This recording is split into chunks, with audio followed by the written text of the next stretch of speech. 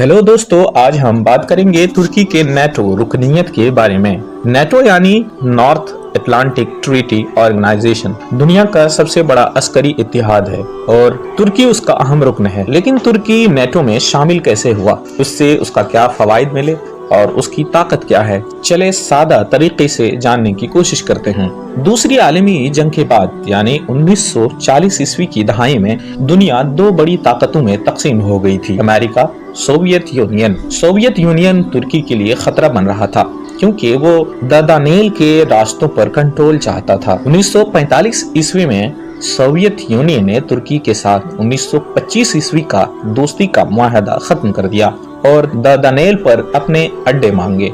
तुर्की के सदर अस्मत इनोने ने उसे मुस्तरद कर दिया और कहा कि तुर्की अपना दिफा करेगा। 1948 ईस्वी में तुर्की ने नेटो में शमूलियत की ख्वाहिश जाहिर की, लेकिन इब्तिदा में उसे मुस्तरद कर दिया गया। 1950 ईस्वी में जब कोरियाई जंग शुरू हुई, तुर्की ने अक़वाम मुत्तहिदा की हिमायत में 4500 फौजी भेजे। तुर्क फौजियों की बहादुरी ने अमरीकियों को मुतासिर किया और उन्हें बेस्टेंग गोस्ट यूंट अवार्ड मिला। उसे तुर्की के नेटो रुकनीयत की राह हमवार हुई। 1951 में अमेरिका ने तुर्की और यूनान की रुकनीयत की हिमायत की क्योंकि तुर्की की जोग्राफियाई पोजीशन सोवियत यूनियन के खिलाफ अहम थी। फरवरी 1952 ईस्वी में सदर जलाल बायर ने दस्तखत किए और तुर्की नेटो का बाज़ाब्ता रुकन बन गया। तुर्की की नेटो रुकनीयत ने उसे कई तरह से ताकतवर बनाया।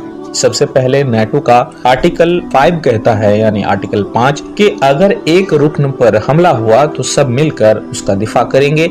उससे तुर्की को सोवियत खतरे के खिलाफ सिक्योरिटी गारंटी मिली। तुर्की नेटो की दूसरी सबसे बड़ी फौज रखता है। उसके इंजरलेक और कोनिया एयर बेसिस नेटो के अहम ऑपरेशंस का हिस्सा है, जहां से कोरियाई जंग से लेकर अफगानिस्तान तक मिशन चलाए गए। इंजरलेक बेस में 50 जौहरी हथियार भी रखे गए हैं जो तुर्की की अस्करी ताकत को बढ़ाते हैं। तुर्की की जोग्राफियाई पोजीशन उसे नेटो के लिए मुनफरिद बनाती है। ये एशिया, यूरोप और मशरिक वस्ता के संगम पर है। बास्फोरस और दार्दानेल के रास्ते बहरे अस्वद तक रिसाई को कंट्रोल करते हैं, जो नेटो के लिए स्ट्रेटेजिक अहमियत रखते हैं। तुर्की इज़मिर में नेटो लैंड कमांड का मेजबान भी है। नेटो ने तुर्की को माशी और तकनीकी फवाइद यानी टेक्नोलॉजी वाले फवाइद भी दिए।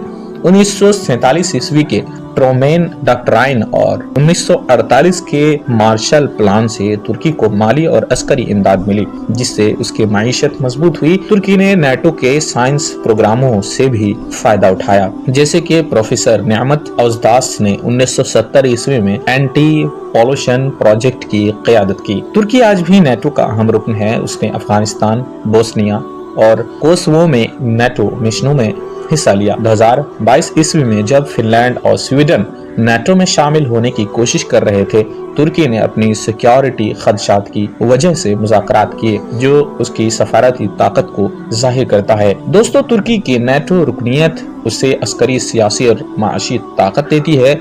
उसकी जोग्राफियाई पोजीशन और मजबूत फौज उसे नेटो का अहम रुकन बनाती है। अगर आपको ये वीडियो पसंद आई तो लाइक करें, सब्सक्राइब करें और शेयर करें। तबसरे में बताएं कि आप नेटो के बारे में क्या जानना चाहते हैं। अगली वीडियो में मुलाकात होगी।